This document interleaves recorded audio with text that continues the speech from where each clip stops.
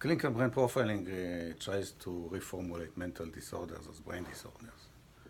And for that, we use the knowledge that we have in neuroscience. Specifically, we can use the ideas of brain plasticity and brain organization as a network system. We can actually define some timescales in plasticity. First, we can define the fast millisecond range plasticity that takes place every instant in brain computation. This activates networks distributed in the brain, where many studies point to an executive central network as a set of network hubs in the brain related to this fast plasticity. Then we can view stabilizing longer time scale plasticity of minutes, which is actually coping with the computation instability introduced to the network in the fast plasticity scale. Then there is a slower plasticity of weeks and months that relates to the long-term changes that occur in the brain while interacting with the environment. And finally, we can vision a lifelong scale of plasticity which embeds and organizes through the entire spectrum of interactions that we had with the environment since birth till the time of the examination.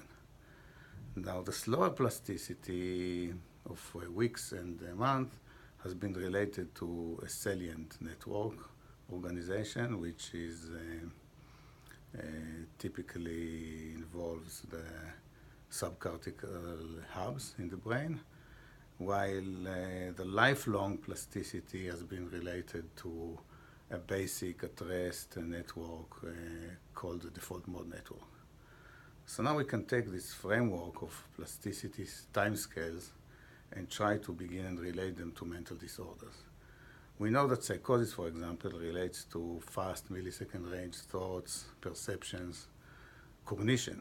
So we can also call it cognitive or cognizance plasticity. And we can now vision that psychosis, functional psychosis, and so on are related to disturbances of the fast millisecond range plasticity and the central executive networks.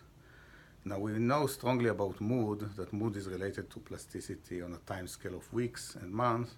So we can now try to reformulate mood disorders as disturbances to long plasticity, slow plasticity, and relating to the salient network structure.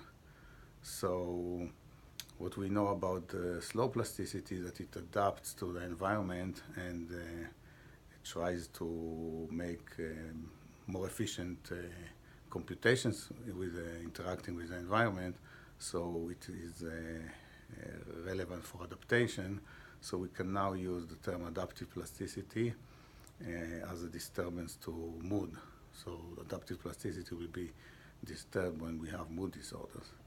And then for the default mode network, which is actually a basic network at rest, many studies show that it is related to self-evaluation and self-thought, and it is probably very similar to the description of the ego network by Maynard, which defined a at-rest network basically encoding all the experiences that people had since they were born, and it actually incorporates internal representations which determine the way that we view ourselves and others. That will be as close as possible to personality traits. So probably the whole spectrum of personality and personality disorders could be related to long lifetime plasticity and the default mode network organization.